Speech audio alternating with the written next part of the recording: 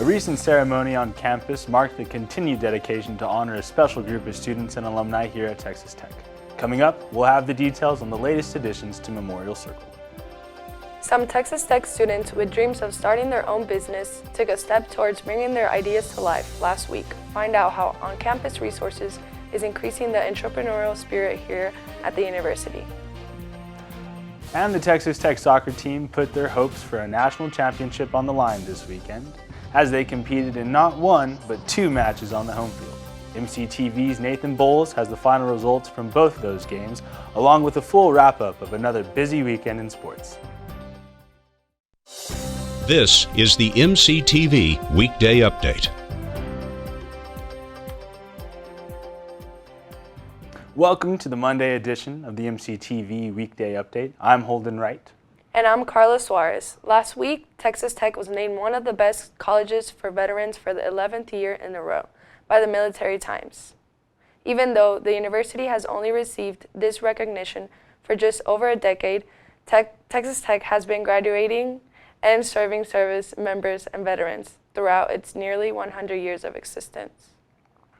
On Friday, the university continued its dedication to honoring veterans with a ribbon-cutting ceremony to mark the completion of the Military and Veterans Tribute Walk and Wall of Honor in Memorial Circle. During the event, 8 men who distinguished themselves in service to our country, including 6 who gave the ultimate sacrifice, were honored and remembered.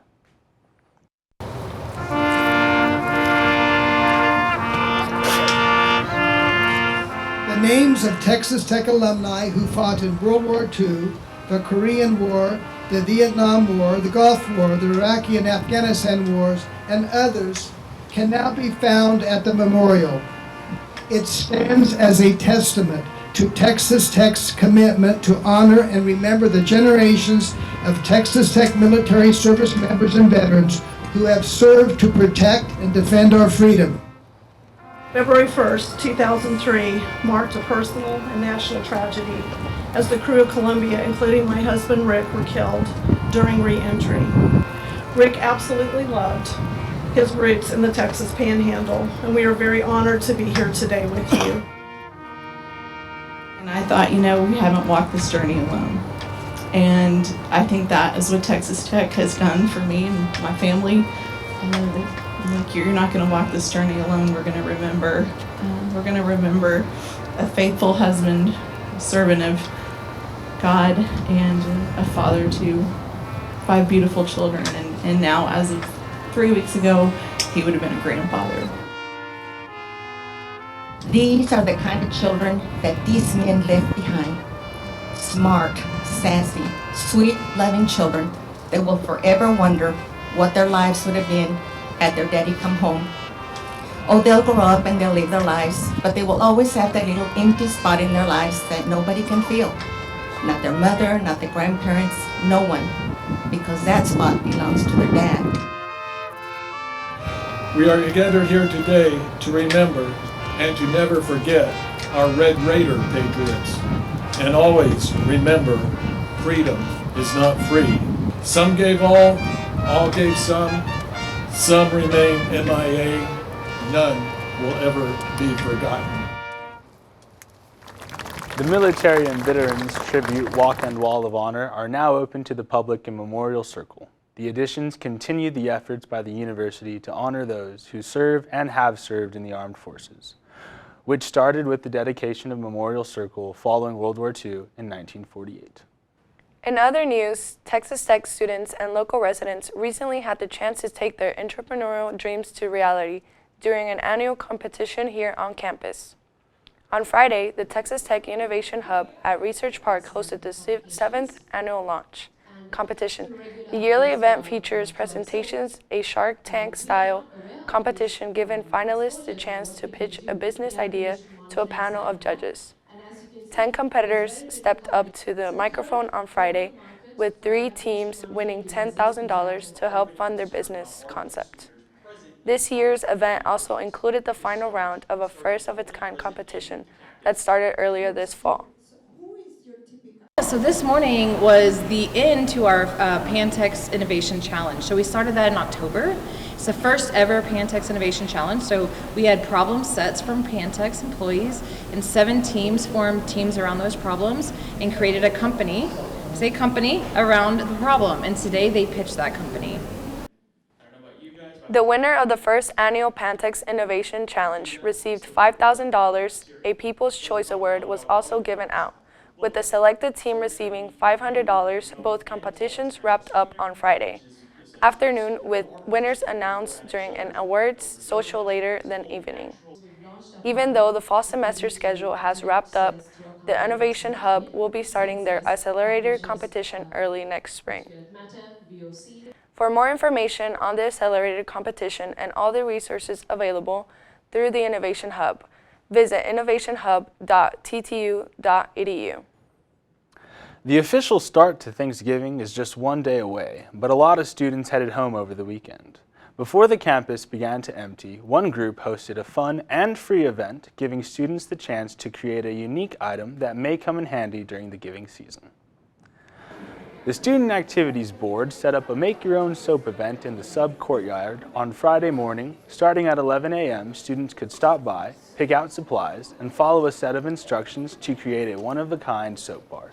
Participants could also pick a color, choose from a selection of scents, and even top it off with a rubber ducky to make their cleansing keepsake.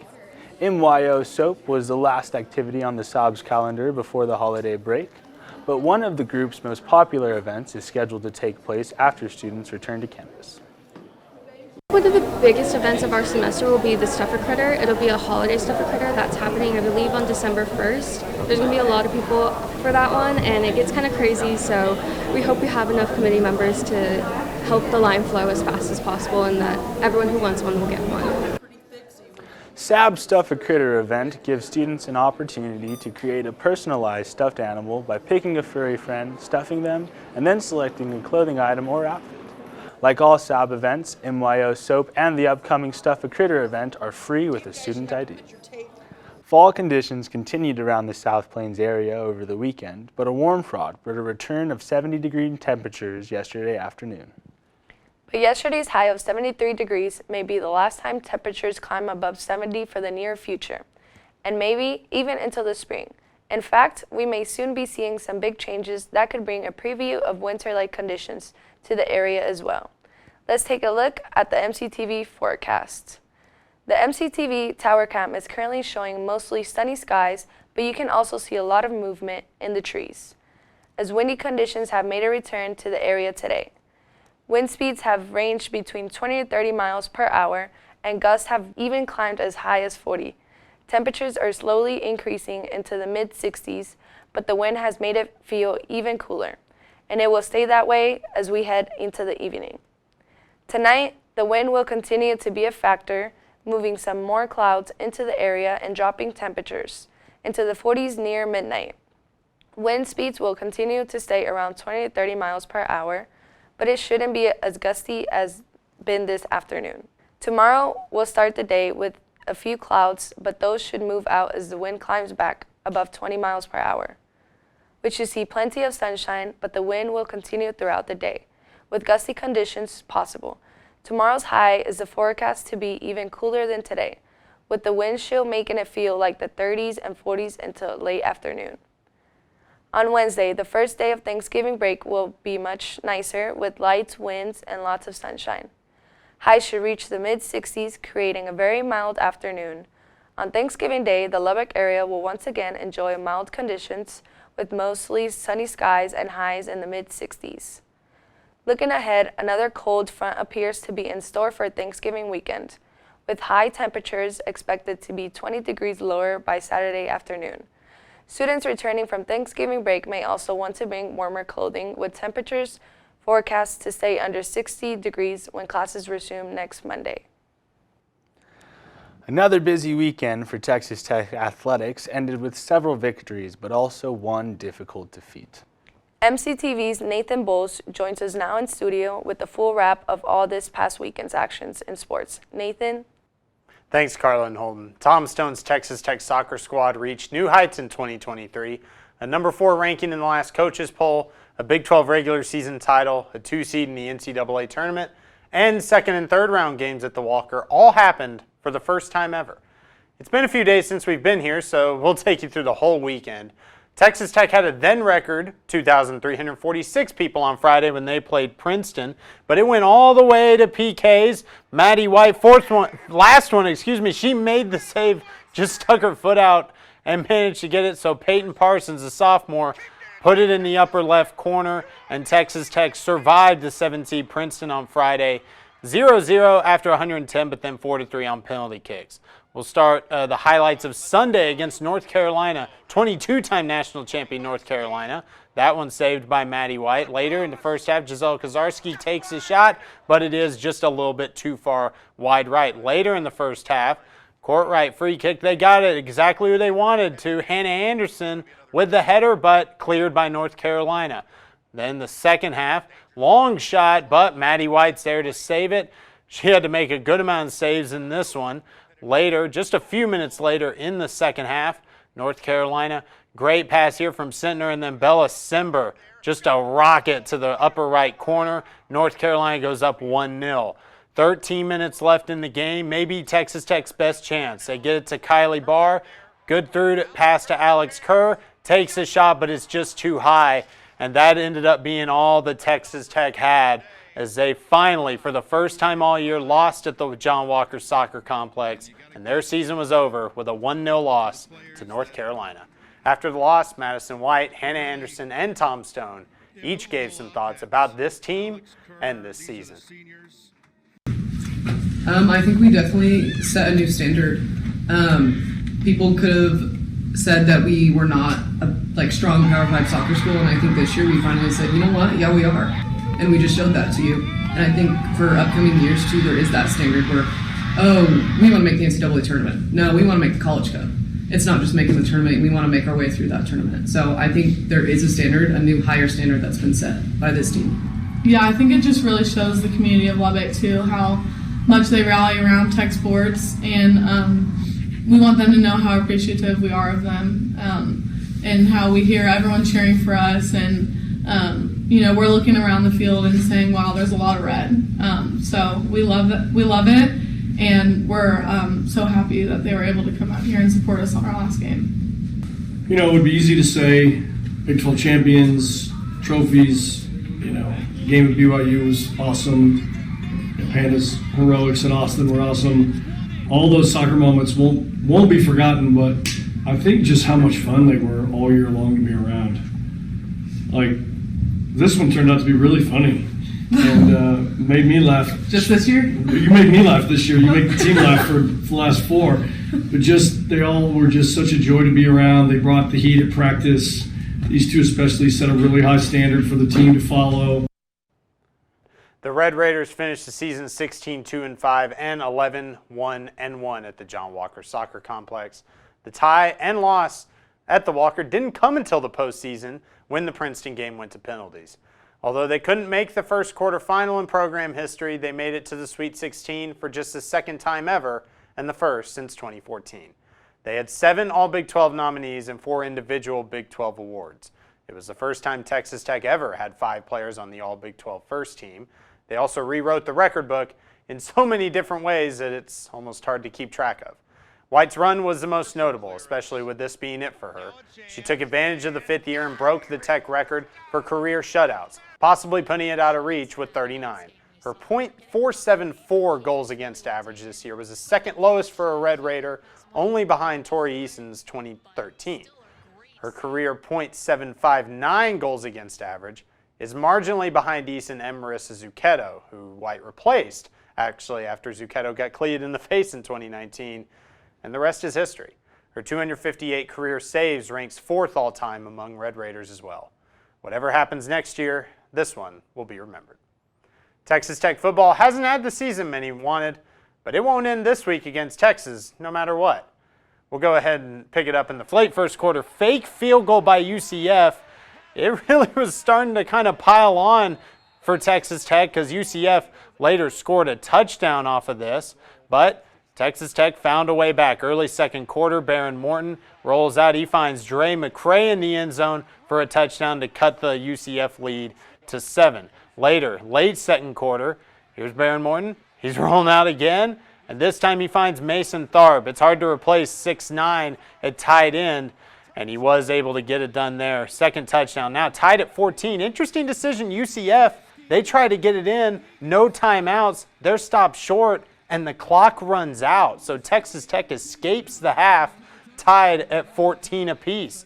Later, late third quarter, UCF Plumlee gets hit by Duda Banks. That helps C.J. Baskerville catch his first interception as a Red Raider, and they capitalize on it. Taj Brooks, look at how many tackles he broke on that one. Career high, 182 yards, and got the touchdown here for Texas Tech. They're up 21-14. Later, up 24-17. UCF throws one, and it's a bomb. 71 yards. UCF took it all the way to the house in the fourth quarter, and that's going to make it a tie. Or wait, nope, blocked PAT by Duda Banks. Texas Tech holds on by a point as Taj Brooks runs out the clock. Morton and Brooks talked after the game about what being bowl eligible means to them. Yeah, I think starting the season 1-3 and then battling back to 6 wins is something that tells a lot about a team, and I think that, speaks volumes for both sides of the ball and special teams too. I think this team is a really greedy team that wants to be great, and obviously things haven't rolled our way early, but it kind of turned around, and we're making something out of nothing for sure. From my opinion, it's just a culture change. Things like we're expected to come to be in a bowl game. That's not our. For this year, it was expected to be in a bowl game, but we really wanted something big this year, such as the Big 12 championship. But that's just a culture change for McGuire and his program. This week, it's UT for the last time for a long time. The Big 12 tiebreaker rules aren't really clear, but if Texas wins, they're into the Big 12 championship game and have a shot at the college football playoff. If Tech pulls off what would be a major upset, however, the playoff is basically out of reach for the Longhorns, and a Big 12 championship game appearance would come down to other people. The Red Raiders wouldn't mind playing spoiler in UT's last year in the Big 12 and improve their record to 7-5, even if they're bowl eligible regardless. Kickoff is set for Friday at 6:30 p.m. on ABC. Well, no matter what happens, Tyler Shuck will not be the Texas Tech quarterback again. Shuck announced on social media that he has a lot of gratitude for West Texas and Texas Tech football, but he will enter the transfer portal for one last shot. Shuck fractured his fibula against West Virginia after dealing with collarbone injuries in 2021 and 2022. Best of luck to him as he continues to try to come back from injury and play something close to a full season. Texas Tech men's and women's basketball have continued to stay undefeated, but both teams will have their first test away from the United Supermarkets Arena this week. We'll start with the Red Raiders, who had a closer game than they'd like against Texas A&M Corpus Christi on Thursday, but they pulled away at the end and got the win 73-64. They'll play in the Bahamas in the Battle for Atlantis this week, starting against Villanova. It's an 8-team compass draw where each team will get 3 games, one Wednesday, one Thursday, and one Friday. The Red Raiders' first game at the Battle for Atlantis will be Wednesday at 1:30 p.m. our time. It'll be on either ESPN or ESPN2. The winner will play either North Carolina or Northern Iowa, and the loser will play the opposite. On the other side, the Lady Raiders got the win over Texas A&M Commerce. A 23-0 first quarter tied the record for least points allowed in a quarter, considering it's the least you can allow. The hot start and double-doubles from Jasmine Shavers and Kyla Freeland led Texas Tech to a 91-45 win. The Lady Raiders still have one more at the United Supermarkets Arena, and it's tonight at 6 p.m. They'll play UTSA to finish their 5-game homestand. Afterward, they'll go to the Las Vegas Thanksgiving Classic. They'll play Rutgers on Friday and Santa Clara on Saturday to get their first neutral site games of the season. 6 months ago, Ludwig Aberg was playing for Texas Tech men's golf. Now he's number 32 in the world with a PGA Tour win. Aberg won the RSM Classic in Georgia on Sunday. Aberg shot 61 in each of the final 2 rounds as he broke the PGA Tour record for the lowest score in the final 2 rounds. He also tied the lowest 72-hole score in PGA Tour history at 253, which was 29 under par in this tournament. He even went 65 consecutive holes without making a bogey. It's been a wild 6 months, but it's been so much fun, and I still pinch myself in the morning when I wake up to kind of realize that this is what I do for a job, and it's been so much fun, and these experiences that I've had over the last 6 months has been beyond my dreams, and I'll never forget it. In 6 months as a professional, he's already won on the DP World Tour, helped Europe to a Ryder Cup, and now he's a PGA Tour winner. Congrats, Ludwig, and that's all for sports. Back to you, Holden and Karla. Thanks, Nathan. As we mentioned earlier, the Thanksgiving break is just about to start, and campus will be a lot more empty with most students heading home for the holiday. But last week, one campus group decided to hold a special event to celebrate the season a little early. Karla stopped by on Thursday to find out more. Intercultural Education and Engagement held a special meal today for students on campus. Intercultural Friendsgiving took place in the Student Enrichment Center last Thursdays. Students across campus stopped by for an early Thanksgiving that included a variety of foods. I saw the flyer for this event and it looked like a good time. I wanted to meet some people, so I came. The food's been delicious. It's been really fun just getting to talk and mingle. Chibuzo Nwaji works at the Student Enrichment Center and helped out with the event. He says the meal was a great opportunity for students to come together before leaving for the break. Intercultural Friendsgiving is basically just an event to just celebrate Thanksgiving as a whole, have food and people who are just collaborating and just socializing. If you missed out on today's event, you can go to @TTU_IEE on Instagram. So, Karla, I don't know if you had a chance to enjoy last week's Friendsgiving meal, but do you have any plans for this week's holiday? I do. I'm celebrating Thanksgiving with my friends before I leave to the break. What about yourself? Cool. I'll be heading home to see my family also. That's all for today's edition of the MCTV Weekday Update. Thank you so much for joining us, and be sure to check ttuhub.net every day for more news. Have a great Thanksgiving holiday, and we'll see you next week.